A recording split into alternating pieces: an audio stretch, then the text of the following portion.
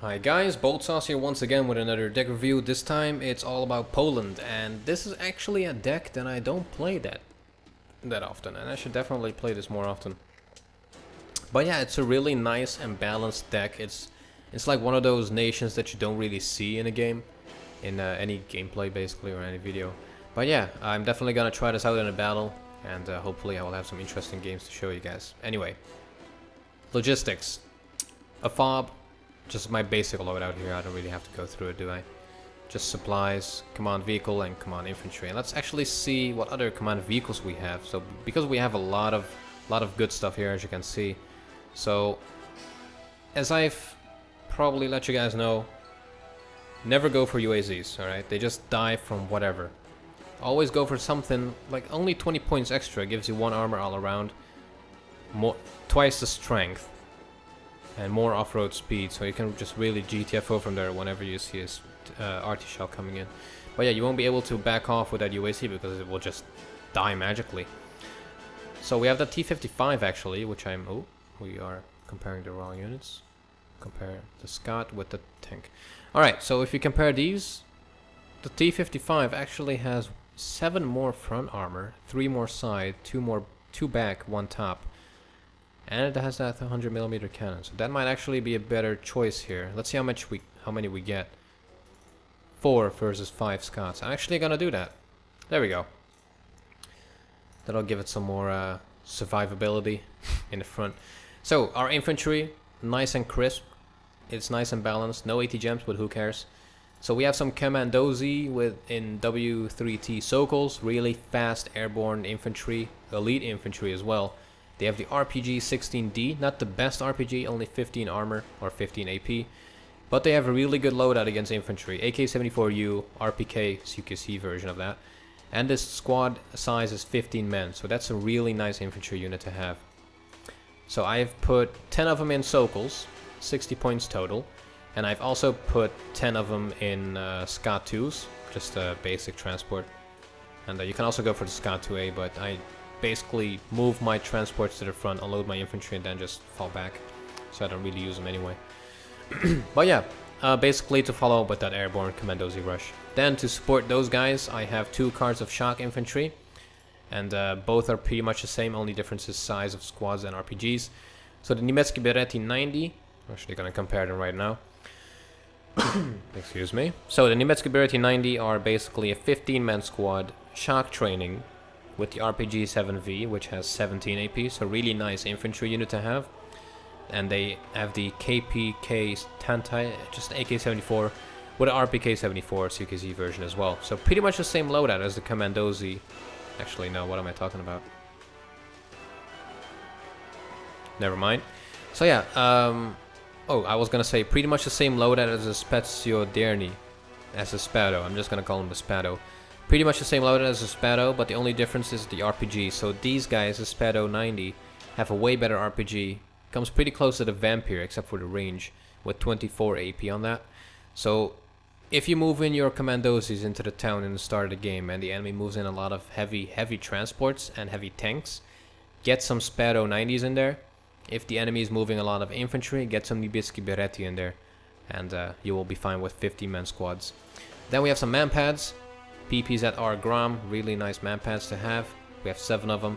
And we have a total of 20 elite infantry and 31, is that right? Yeah, 31 shock infantry. So that's a really nice amount of infantry.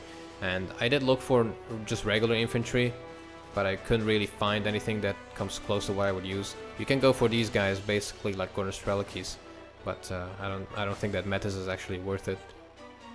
It does have a really nice range. Should I use it?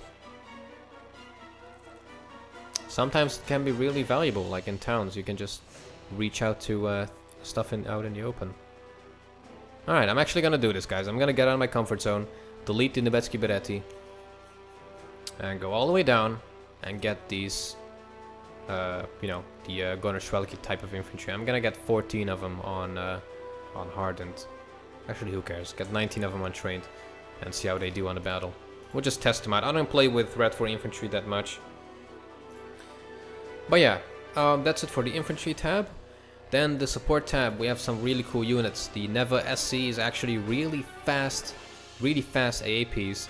It goes 150 kilometers per hour on road, 65 off road, and has the same exact stats as the Bacon one. So how cool is that?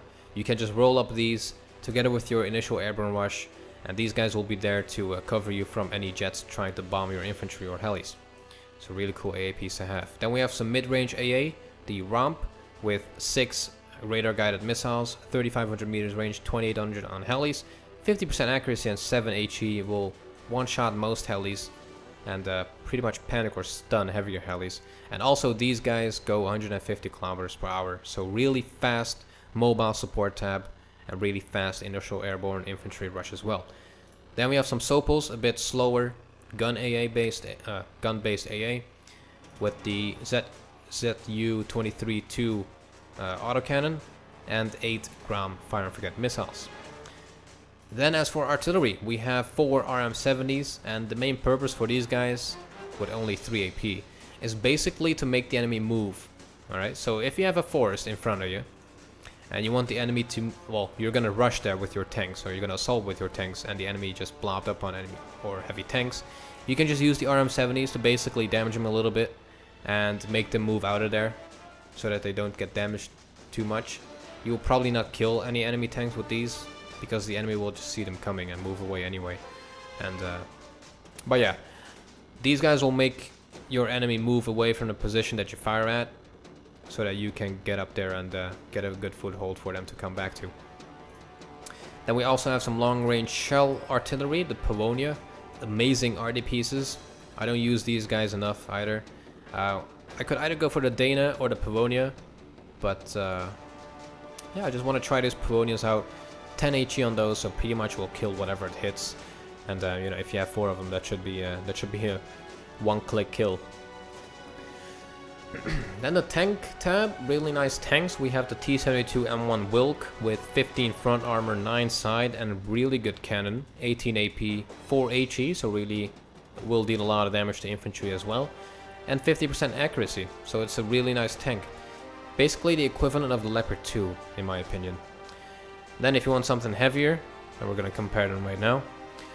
The T-72S basically only has, well, the only differences here. Actually, there's a lot of differences now. I'll look at it. So it has 3 more front armor, 1 less side armor. It has a better gun in terms of AP power, so 2 more AP. And on top of that, it has 4 sphere missiles for only 30, 40, 50 points extra. So for 50 point extra, you get 3 more front, 4 side armor, and a better AP value. So that's just crazy. So T-72S, definitely try it out. I've tried it out in battle, and they just do a heck load of damage. Then speaking of doing a heck load of damage, we have the PT-91 Torty, 20 front armor, 10 side, 22 AP on that cannon with 60% accuracy. So really, really nice tank to use. Then the recon tab, we have a lot of Formosa, and this is to basically support our infantry if we're fighting in a big town. And I'm actually gonna put one of them in Sokals. I didn't really pay attention there. There we go, that should be better. So still 2 cards of Formosa, 1 in Scott 2 APs to move on the ground, and 1 in Sokals to just flank around and look for enemy commands. And we have an MI2 row to keep an eye out close to the battlefield in the front.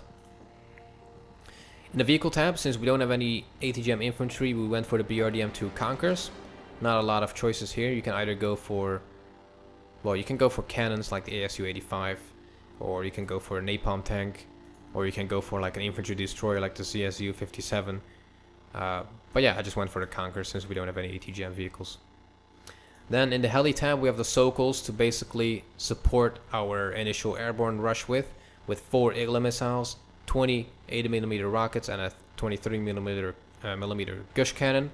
Those Igla missiles are quite good as well. Stabilizers, 55% accuracy, 2450 meters range. Only downside to them is that they have 4 HE, so they will need to hit twice to kill a light transport. So that might be something to think about. If you want something cheaper with well, pretty decent AA missiles, you can go for the Mi-2 Urs, but those are just way too slow. Then attack helis, we have the Mi-24W with 8 COCOM missiles, 64 rockets and a Yak-B. Would be wise to move up one of these together with the SOCOLs to basically finish off what the SOCOL started with that Yak-B, because that just does so much damage to anything. And yeah, the good combination, or the good thing about this combination is that if the enemy actually lands and you didn't have the chance to take down those helis, you would just annihilate whatever's on the ground with the Yak-B and those rockets of these 2 helis. So definitely try that out. And in the plane tab, we have the MiG-29 913S, really formidable fighter. Might be 5, or I think that's an S. I don't know. Whatever. MiG-29 with semi-active long-range Vimples with 7,700 meters range, 60% accuracy and 60% stabilizer. So that's a really good semi-active missile. It has 2 of those. And it has fire and forget close-range Vimples. And on top of that, for only 135 points, you get 40% ECM, exceptional air detection, the tightest turn radius you can get, and 900 kilometers per hour. So that's a really, really nice plane. Then to follow up with that, we have 2 elite MiG-23 MFs with really good accuracy. And when you go for the elite training, the accuracy that adds up to it is 32%. So let's see, that would put it at 4, 8, 12, like 13, 14%, so 54, roughly 55% accuracy total. So that's a really good accuracy for those semi-active Vimples and fire and forget R13Ms. Then we have some seed planes, the Su-22 M4P with 4 seed missiles per plane. And I went for 4 because these guys, or 2 of these planes, because these guys don't really have the best range on those AA missiles or AA pieces. So I will probably move up one, wait 3 seconds, then move up the second one, just in case the first one didn't finish off the enemy pieces, or since, you know, there might be more AA pieces, and you don't want to really circle back with your seed missiles because the enemy will probably just micro them, or they will be sending out a plane or something. But yeah, just 2 of those will be more than enough. Then we have some napalm bombers, the Su-7 belt buckle with 8 500 kilogram napalm bombers. Has an amazing spread, it's like the Phantom basically.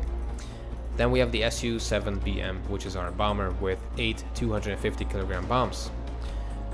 Depending on what kind of map we're playing or what kind of enemy we have, I might switch out the Su-7BM for some Sierras to have some anti-tank capabilities, or, you know, something like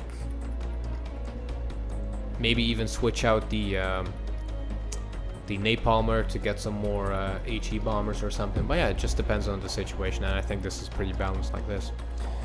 So yeah, that's basically my Polish deck. I'm really gonna try this one out when I can. I really want to see those RM70s fire at a force and just annihilate everything.